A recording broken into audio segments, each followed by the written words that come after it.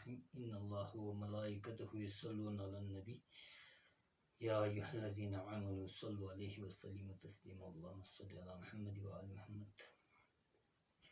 میرے پیارے دوستو، بھائیوں، بزرگوں، السلام علیکم۔ آج ایک نئی ویڈیو کے ساتھ آپ لوگوں کے سامنے حاضر ہو چکا ہوں۔ تو میرا مشن ہی انشاءاللہ الرحمن کہ میرے دوست، بھائی، بزرگ، بہن جہاں کہیں پہ بھی ہے کہ وہ تعلیم حاصل کرے اور وہ قوم کا معمار بنے اور قوم کے رکھوالی بنے اور قوم کا بیڑا اٹھائے۔ تو جیسے ہی اللہ تعالیٰ نے حضرت انسان کو اس دنیا میں پیدا کیا، اس وقت سے اب تک انسانوں نے اس حد تک ترقی کی کہ آج ہم بنی نوع انسان اپنے پاؤں پہ کھڑے ہونے کے قابل ہو گئے ہیں۔ تو یہ سب علم کی وجہ سے ہے۔ علم کی وجہ سے انسان کامیابی کے اتھاہ گہرائیوں تک پہنچ چکے ہیں۔ آج میرے اپنے چھوٹے سے گاؤں میں ہزاروں کی تعداد میں بچے، لڑکے، بچیاں، لڑکیاں مختلف یونیورسٹیز، کالجز میں داخلہ لے کے وہ محنت کر رہے ہیں تاکہ وہ کامیاب ہو جائے۔ ہر والدین کی مشن ہوتی ہے کہ ان کے بچے کامیاب ہو جائیں اور وہ اس قوم کے لیے ایک مشعل راہ بنے۔ تو دوستو، والدین کی تربیت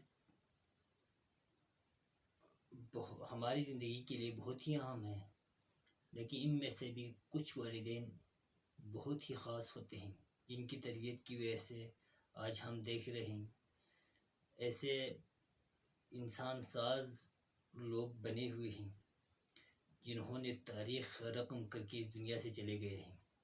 ان میں سے ایک شخص کا نام ہے عبدالستار ایدھی۔ بہت ہی پایہ کا انسان تھا۔ اللہ مرحوم کو جنت الفردوس میں مقام عطا فرما۔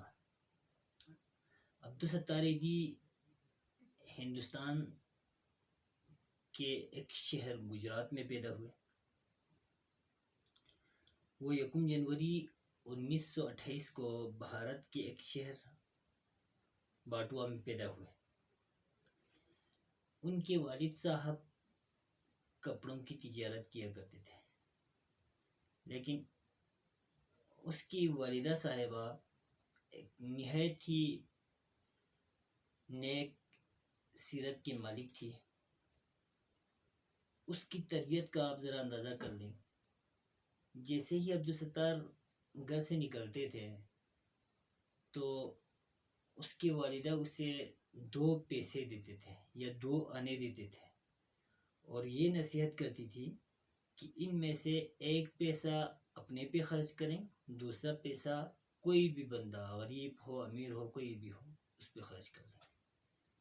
تو عبدالستار ایدھی نے اپنے ماں کی گود سے ہی یہ سیکھ کے آئے تھے، یعنی کہ دوسروں پہ خرچنے کا جو عادت، جو خوبصورت نظام اس نے پہلے سے ہی کیا ہوا تھا، وہ اس کی والدہ مرحومہ کی مرہون منت تھی۔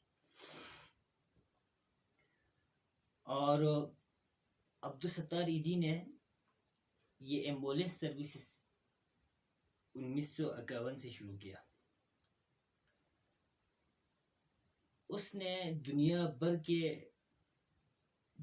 بھر میں مختلف جگہوں پہ انہوں نے اپنی ایمبولینس سروس کو پوری دنیا میں پھیلا دیا، اور شاید پورے ایشیا میں کوئی بندہ ایسا ہو عبدالستار ایدھی جیسا۔ تو اس کی خدمت آخری دم تک رہا انسانوں پر۔ تو جہاں پہ بھی آگ، آندھی، سیلاب، زلزلہ سے ہونے والی تباہ کاریوں پہ وہ ٹھیک طریقے سے جانچ لیتے، تباہ کاریوں کو جانچ لیتے اور اس کے بعد ان کی امداد کے لیے پہلے ہی عبدالستار ایدھی وہاں پہنچتے ہیں۔ تو عبدالستار ایدھی نے 19 برس میں بلقیس نامی ایک لڑکی سے شادی کی۔ وہ ایک نرس تھی اور اس نے خدمت خلق کا کام اسی نرس کی کلینک سے کی. مختلف لوگوں کو مختلف انداز میں اس نے مدد کرنا شروع کیا. ابتدا میں اس نے دوائیاں لوگوں تک پہنچایا. وہ لوگ جو غریب تھے ان تک مختلف قسم کی دوائیاں پہنچانا شروع کیا. خدمت خلق کا جذبہ ابتدائی ایام سے ہی عبدالستار ایدھی کے اندر ہے تھی. تو ایمبولینس کا کام اس نے تقریباً 1951 میں شروع کیا. وہ بھارت کے رہنے والے تھے، ہجرت کے پاکستان آئے. پاکستان آنے کے بعد اس نے ایمبولینس سروس شروع کی. اس کے بعد اس نے تعلیم پہ توجہ دینا شروع کیا. مختلف لوگوں کو مختلف انداز میں، غریب کے بچوں کو سکولوں میں لا کے ان کو تعلیم کے لیے یونیفارم، کتابیں، کاپیاں، ان کی جو نیسیسٹی آف لائف جتنے بھی تھے ان کو لا کے انہیں کو دے دی. اور اس طرح اس نے خدمت خلق کے جذبے کو پورے معاشرے میں پھیلا کے رکھا. ایک عبدالستار ایدھی ایک عظیم انسان تھے. 1982 میں انہیں گورنمنٹ آف پاکستان نے نشان امتیاز کا تحفہ دیا. 1988 میں آرمینیا نے لینن امن انعام سے نوازا. اور 2010 میں مینو یونیورسٹی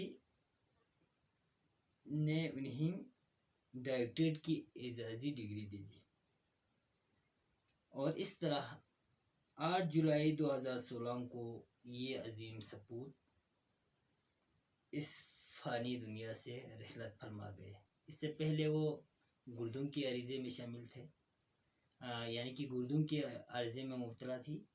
اور اس کے بعد 8 جولائی 2016 کو اس دنیا سے وفات پا گئے.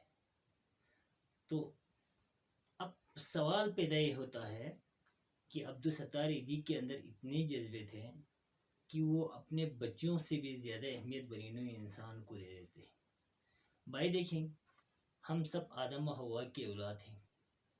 آج ہمارے اندر تفرقہ بازی کیوں ہے؟ ہم ایک دوسرے کو دیکھ کے نفرت کیوں کرتے ہیں؟ ہم دوسرے کی خدمت کیوں نہیں کرتے؟ آپ کے اندر جو بھی خداداد صلاحیتیں ہیں ان کو برائے کار لا کے انسانوں کی خدمت کرنے کی عادت ڈالیں. مجھے بھی چاہیے کہ میں مثال کے پر تعلیمی ادارے میں پڑھا رہا ہوں، تو تعلیمی ادارے سے فارغ ہونے کے فوراً بعد تھوڑا ٹائم دے کے ہمارے بچوں کو پڑھائیں، معاشرے کے لوگوں کو پڑھائیں. میں پڑھا بھی رہا ہوں، چھوٹے چھوٹے بچے میرے گھر میں آتے ہیں، پڑھاتا بھی ہوں، فریلی پڑھاتا ہوں. تو اس طرح ہمارے اندر جذبہ پیدا ہونا چاہیے اس قوم کو بنانے کے لیے. یہ ناز نخرے، یہ پروپیگنڈے، ان کے پیچھے پڑنے کے بجائے ہمارے لیے چاہیے کہ ہر حال میں ہمارے قوم کے بچے پڑھیں. سڑے ہوئے بچوں کو اٹھاؤ.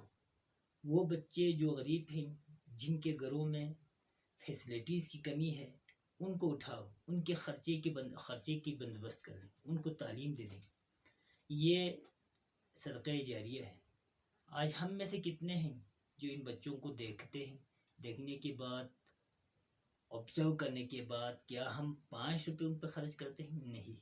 ہمارے اندر یہ ابتدا سے ہے ہی نہیں. تو تربیت، اس کے لیے تربیت کی ضرورت ہوتی ہے. ایک والدین، دوسرا ٹیچر، یہ دونوں تربیت دیتے ہیں بچوں کو. تو ہمارے لیے چاہیے کہ ہر حال میں ہم اپنے بچوں کی خدمت کریں. ہم اپنے والدین، ہمارے معاشرے میں جتنے بھی لوگ تعلیم اس وقت اسٹوڈنٹس ہیں، ان کے ہم باقاعدگی سے باقاعدہ ٹائم ٹیبل کے تھرو انہیں پڑھائیں، فری پڑھائیں، تاکہ یہ لوگ آگے نکلیں. اس طرح ہم ایک خوشحال قوم بن سکتے ہیں. ورنہ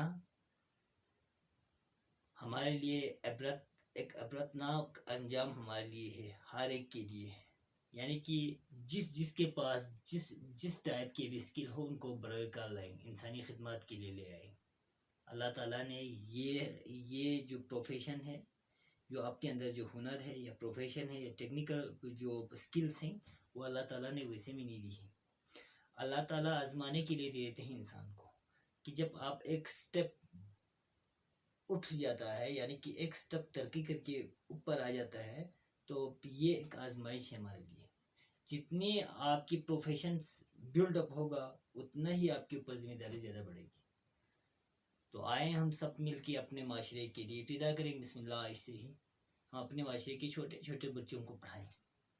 اس میں امیر غریب کی کوئی تفرقہ آپ نہ کریں.